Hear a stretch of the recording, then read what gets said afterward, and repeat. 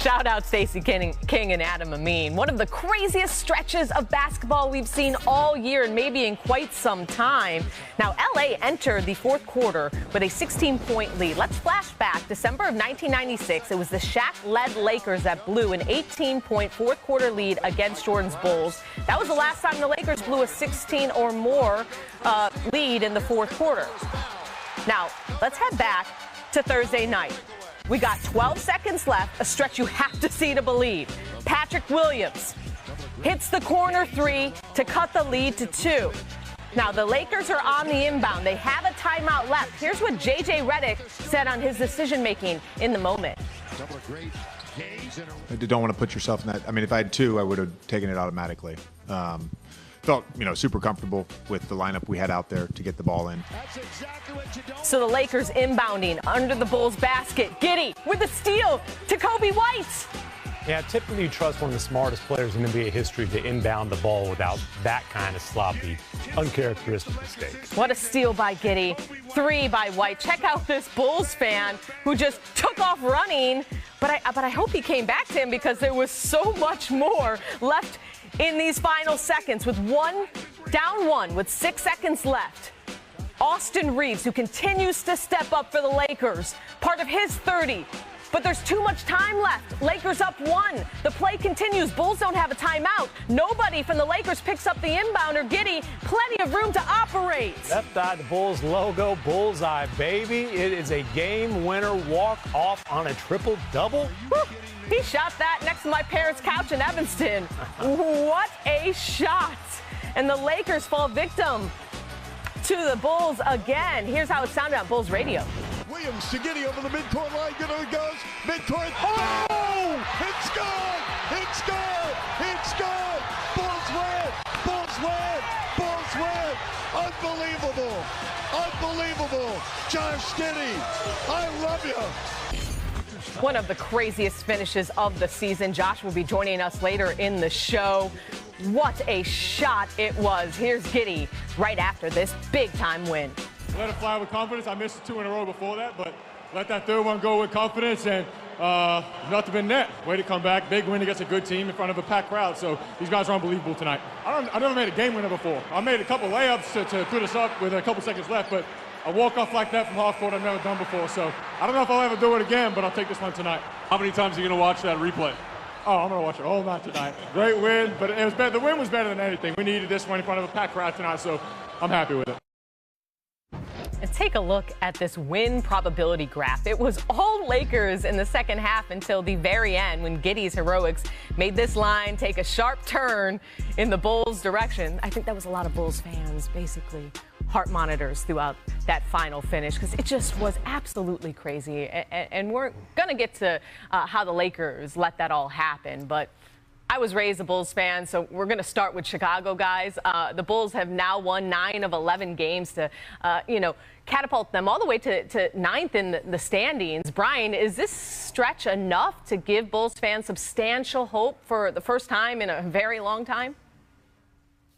Substantial?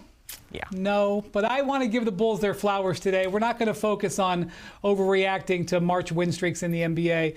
They've been getting some really good play from their young players. Kobe White was simply awesome in the fourth quarter of this game. Not only did he make 4 threes, but he also had 4 assists, and he made the clutch 3 that gave them the lead as well after the steal. And he's been terrific. He was Eastern Conference Player of the Week last week. He had a big role in this one. And then Josh Giddey, the hero last night. What basically happened is they traded away Zach LaVine at the trade deadline. Then Lonzo Ball went down with a wrist injury a month ago, and this has been Giddey's team for the last month, and he's basically been engineering their offense. He's been sniffing a triple-double almost every night. He's been shooting and shooting very well, playing with high efficiency. And so you look at Giddey, and you look at, he's a restricted free agent this year. Kobe White is a guy that they're going to want to potentially lock up this year to a long-term extension. If you're looking to be excited about the Bulls, it's these 2 things. Also, they're in good position now to have home court in the play-in. So definitely some good feelings. I'm not saying they've turned the corner yet, Cass.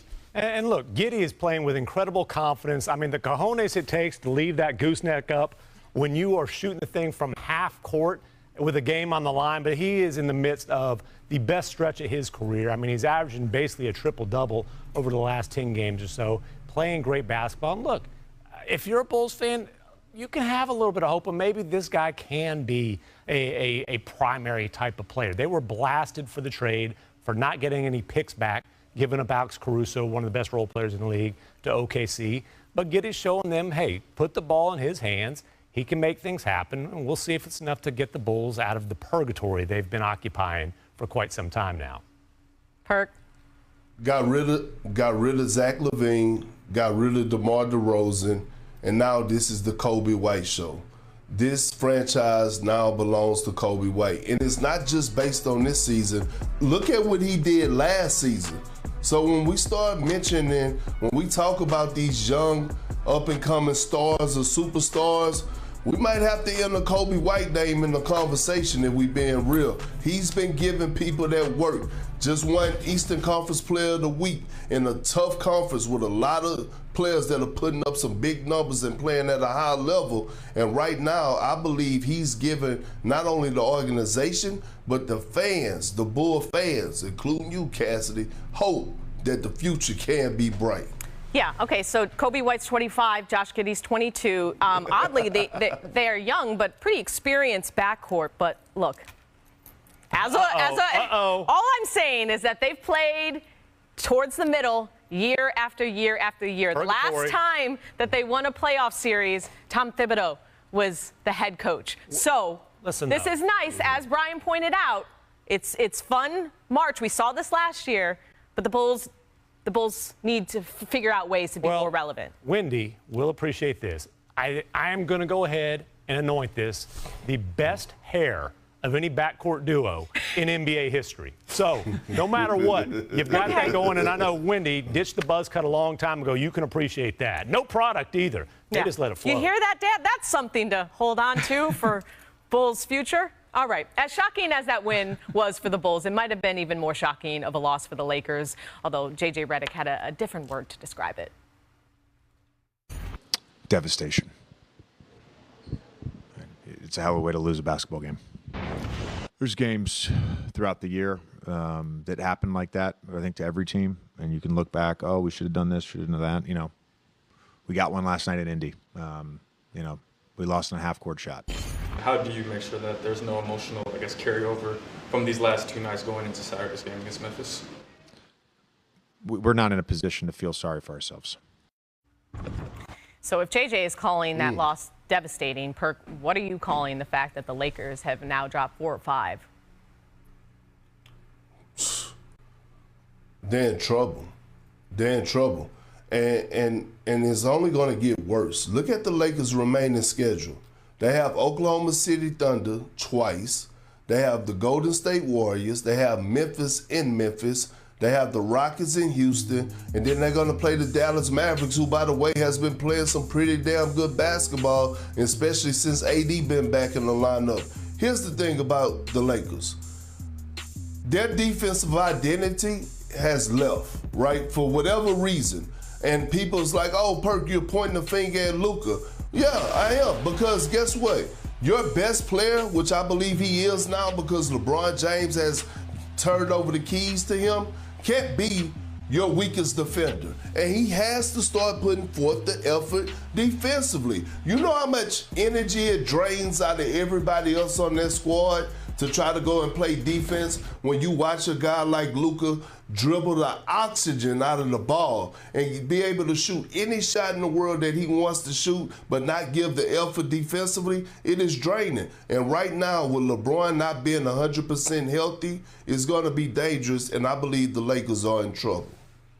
Well, look, the Lakers. Yeah, so the thing about it is you're going to watch the last shot, and that's what you're going to remember. But the Lakers were up 18 in the fourth quarter of this game. They allow almost 80% shooting to the Bulls down the stretch. The night after, they allowed the Pacers to shoot almost 60% in the fourth quarter. You got to get stops if you're going to win. And the reason this is so hurtful for the Lakers right now, Cass, they're not a good road team. They're now 16-20 on the road this year, okay? They are awesome at crypto, but when you're not a good road team, it means that it makes your seeding all that more important. And right now, the difference between the 2 seed and the 6 seed, or maybe even the 7 seed for the Lakers, could come down to what's happened on this road trip. And I'm just going to say, they're already starting the playoffs. From here going forward, Perk just talked about their schedule. It could really come down starting tomorrow night in Memphis. That now becomes a game that you've got to have. Yeah. As you mentioned, Lakers taking on the Grizzlies, who are dealing with a coaching change in Memphis tomorrow. Coming up, the hero of last night joins the show, Josh Giddey. The Oklahoma City Thunder keep on rolling. It was their 61st win of the season, which is their most wins in a season since the franchise moved to OKC in 2008-2009. And they were taking on the Grizzlies last night. No John Morant, missing his 6th straight game, third quarter.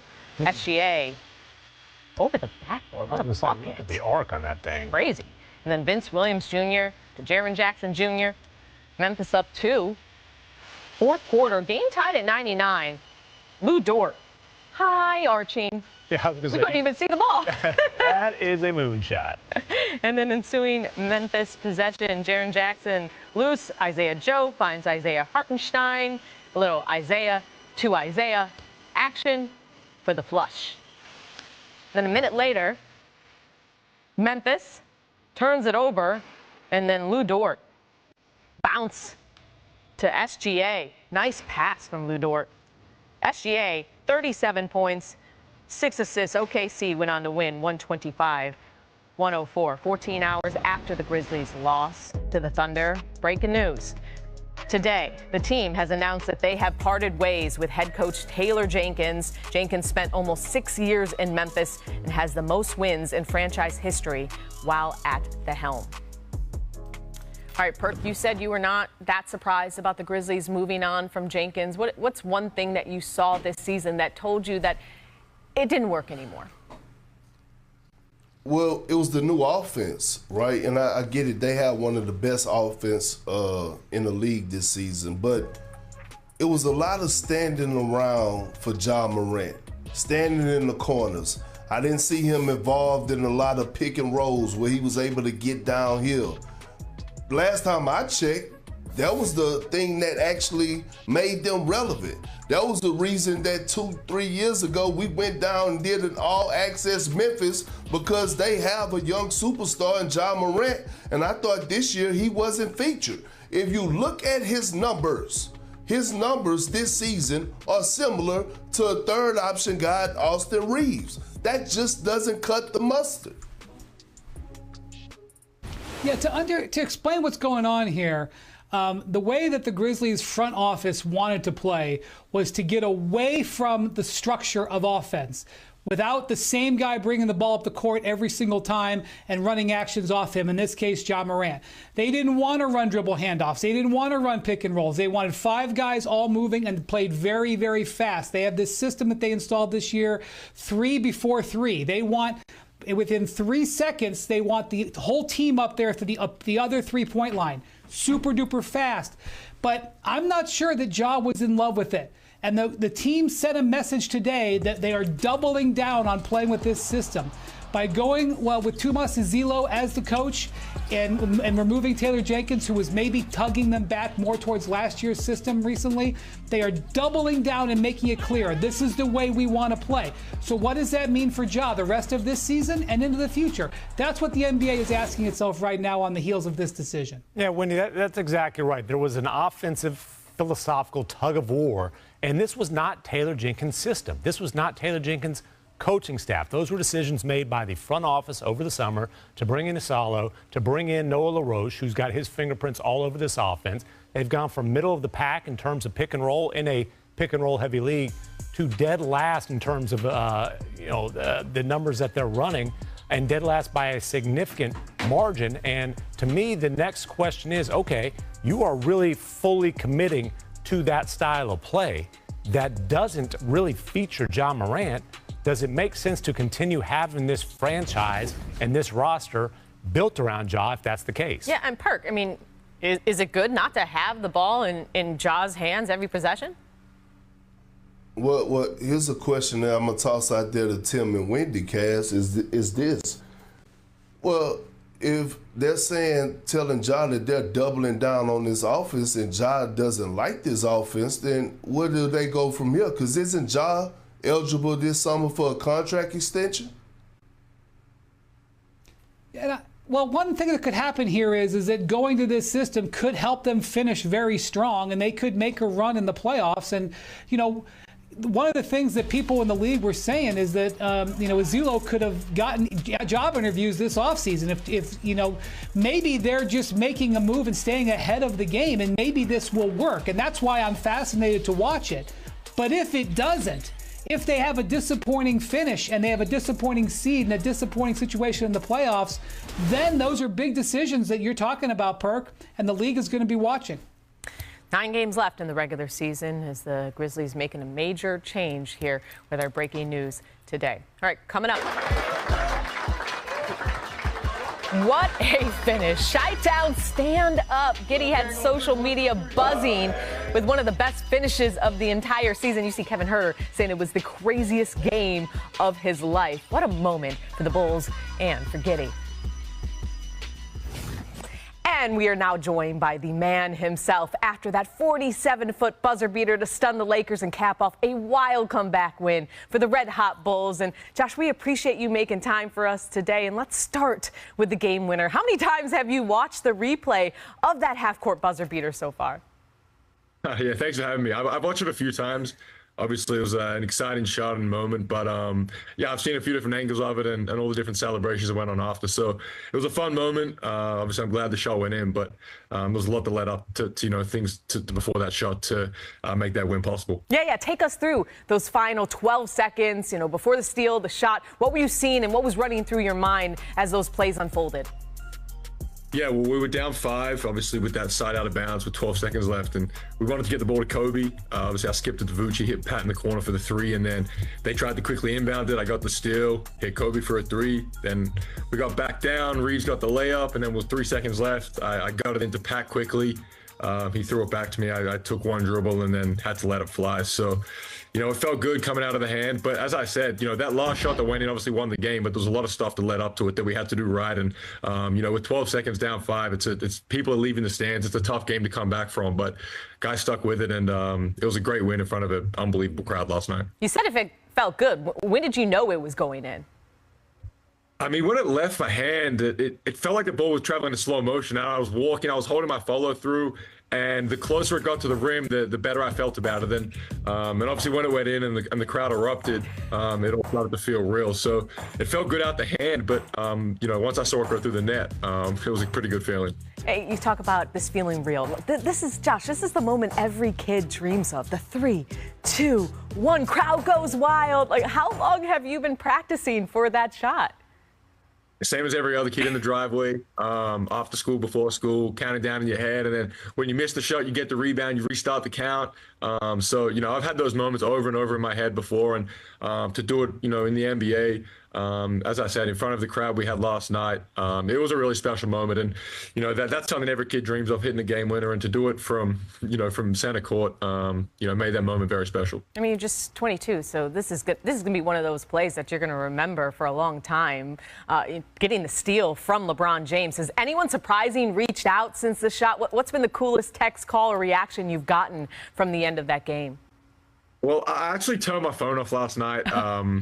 It was obviously, I mean, as you could expect, it was pretty, I was getting a lot of text messages and things like that. So once I got the photo from our camera guy, I posted that on Instagram, and I shut it off for the night. So I've actually got a check today, and I'll see, and I'm sure I can give you a better answer later today. But yeah, it'll be cool to reply to everyone and see the people that have texted and reached out. But as I said, it's a special moment. So I tried to enjoy it with my teammates and my friends last night. Did you sleep well? Were you able to turn your phone off? Were you able to get some sleep, or were you thinking about that shot over and over again? It took me a little while to get to sleep. Yeah, I mean, I turned the phone off, but it took me a little while to get to sleep. But we got a game tomorrow, so I got to get some tonight and get ready for the next one. Well, you not only hit the craziest buzzer beater so far in March, but you also had your 5th triple-double of the season. What is clicking for you in this new role with Chicago?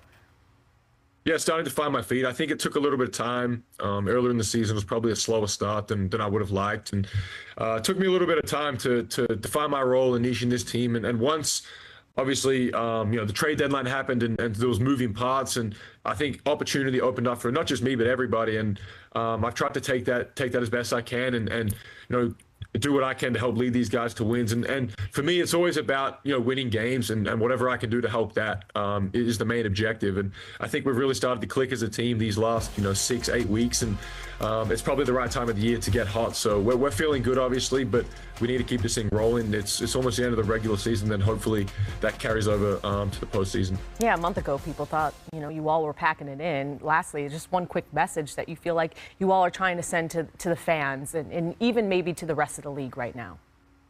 Yeah, I think the Bulls are rolling. I think everyone's starting to see that now. We're probably playing our best basketball of the season. So we're showing that we can beat anybody. And when we have the crowd rocking like it was last night at the United Center, it's an unbelievable place to play. And it's a very tough place for teams to come into. So we've got to keep this thing going. And hopefully that's what we're going to do. What a shot, what a moment, and what a highlight. Thank you so much, and good luck in the postseason, Josh. Appreciate you guys. Thank you.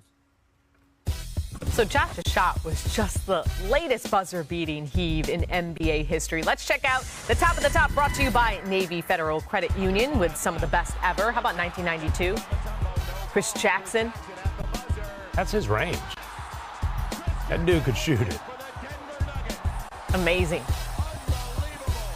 Shout out McNichols Sports Arena. Yes, and then Max Strus last season beating the Mavs in Cleveland. I mean, it's hard to fault Luka for not getting a better contest on this one. I know we like to nitpick the defense, but it's a nice top nothing but net. Oh, look at Markieff Morris. To top bank lob. Jeremy Lamb. Oh, do you think he called it? Didn't call glass, did call game. That was in 2021. Again, a good contest. And same year, Devontae Graham in OKC. You think he called that one? Probably not from there. I know that crowd was going crazy. Again, a good contest. Yeah, okay. How about the last one? Top funky form. Dr. J beating the Mavs in 1986. Union Arena, the reunion rowdies, heartbroken here. McMahon was in the stands eating hot dogs and popcorn. Fast forward to 2009 in New Jersey, and Devin Harris wins it for the Nets. Wait, what's going on? Is there a walk? I mean, that was one of the craziest shots I've ever seen. How is there not a whistle there? All right, from top of the top to the potential next top pick in the WNBA draft, our Hall of Famer Rebecca Lobo saying that Paige Beckers confirmed today that she will enter the 2025 WNBA draft.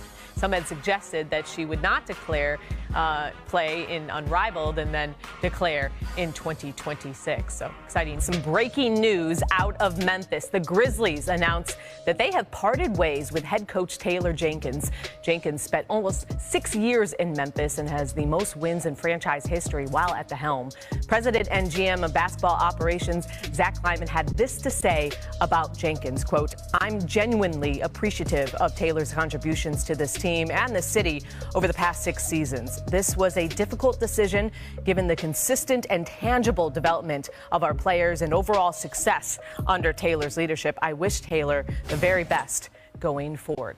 Now joining us, our senior insider, Shams Charania. Shams, this news was shocking to us all, but the questions we have are why and why now? Cassidy, sources tell me that the Grizzlies simply felt that Taylor Jenkins had progressively lost the locker room and their play had plateaued and declined the second half of this NBA season. From the perspective of how they played against teams over 500, they severely declined in their opinion. They had lost 9 consecutive games by an average of almost 13 points against teams with an over 500 record. They were 7th in defensive efficiency the first half of the season. They have now declined down to 20th. And so this is stunning for the Grizzlies, stunning around the NBA. Taylor Jenkins immediately becomes among the top head coaching candidates for this next cycle. Teams will likely start pursuing him really quickly here in the coming weeks as teams shape their future. He's someone that had 250 wins, the most in Grizzlies franchise history. Yeah, the Grizzlies are just a second team to have a coaching change with 70-plus games into the season while having a winning record. What's next for the Grizzlies now that Jenkins is out? Cassidy, sources tell me they have already named their interim head coach. It will be Tomas Isalo. He is a Finnish-born former coach. professional player. He's a lucrative assistant, their top lead assistant for the Grizzlies. They've invested a lot in him. He is known for his offense, his creativity. They've changed their entire offense this season. They're now first in the NBA in pace. They've run the fewest on-ball screens and dribble handoffs per game since that stat was being tracked 12 years ago. And so this is a Grizzlies team that is now going to look a little bit different and potentially look even more drastically different offensively. Shams Charania, thank you so much. We continue our reaction to this breaking news. I'm Cassidy Hubbard in for Malika Andrews, and now joining us is our NBA reporter who covers the Grizzlies, Tim McMahon, NBA champion Kendrick Perkins, and our senior writer, Brian Windhorst. And Brian, let's start with you. On a scale of 1 to 10, how shocking is this news? It's way up there. It's like a 10. It's a 10, and I'm fascinated. So obviously, it's easy for me to take this position because I don't have skin in the game. From an observer standpoint, this is one of the more unique things I can remember seeing in the NBA. So what we've got here is we've got a real philosophical conundrum between the front office of the Grizzlies and Taylor Jenkins. And this was kind of playing out during this season. Last year, the Grizzlies asked Taylor Jenkins to replace his entire coaching staff. And then they went out, as Shams talked about there, and hired guys who were sort of off the grid. They hired, Tumas Izalo from Paris Basket, a French team, where they had to pay a bunch of money to buy him out of that contract, and they're paying him a bunch of money. There was a bidding war for his services with the Wizards, and they hired away another assistant, Noah LaRoche, who he and Izulo established this new offense, which is completely different. But what's so fascinating and so interesting about this is that the Grizzlies had been going away from this as they've struggled over the last 6-8 weeks, because they were playing great at one point. They went through a stretch right before the All-Star break where they'd won 10 out of 11. But as they'd struggled and as Ja Morant was out of the lineup, Taylor Jenkins started to pull back. And Shams was talking about how that they would never run screens and they wouldn't run typical actions you would see in the NBA, and they would have this sort of symphony offense, high pace, high movement.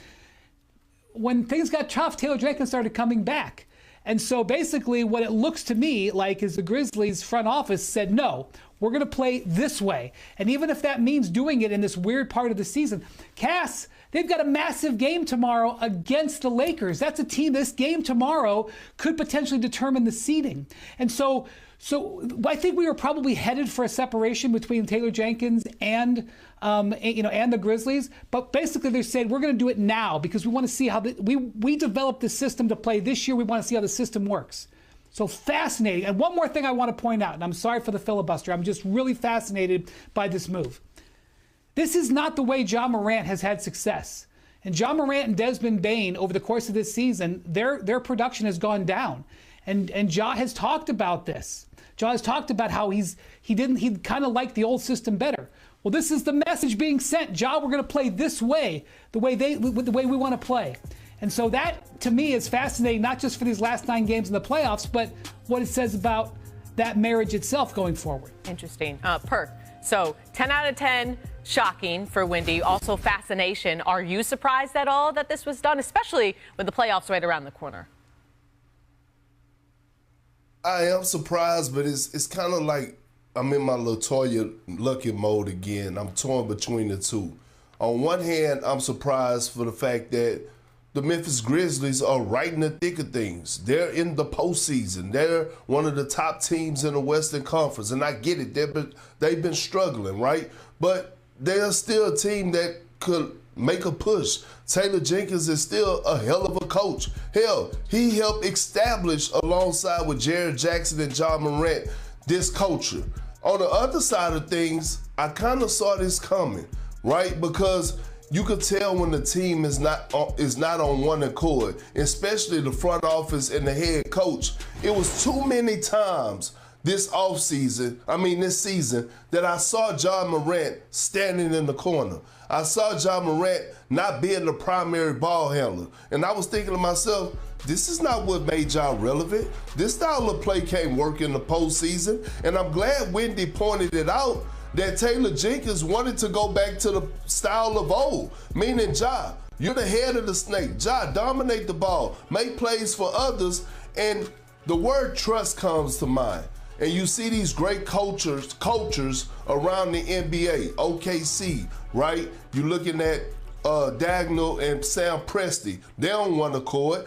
Obviously, Eric Spoelstra and Pat Riley, they're on one page. Brad Stevens, Joe Mazzulla, they're on the page. Like, it's crazy when the front office doesn't have the head coach back. And secondly, I have always been against head coaches not being able to hire their assistants. Like, what?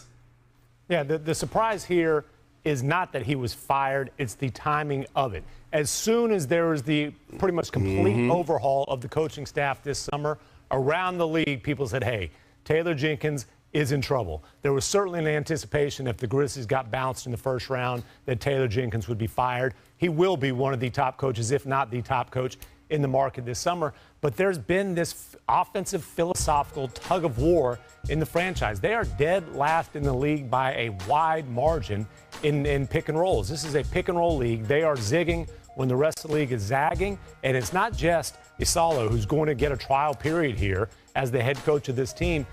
You know, when he mentioned Noah LaRoche, he has his fingerprints all over this offense. Taylor Jenkins tried to pull back some control, but when you hear, hey, he lost the locker room. By the way, that includes Ja Morant, obviously. I would say primarily Ja Morant. Of course he lost the locker room. Players know when a coach doesn't have any juice, and a pretty good indication of that is he didn't get to choose his assistants. He didn't get to choose the offensive system. This was coming. It just got here sooner than later. So he didn't get to choose his assistants, and he really didn't have his star for the majority of his time there. I mean, Ja Morant, whose entire career has fallen under Jenkins, missed 164 of 464 games, or 35%. So we're going to talk about this a lot more.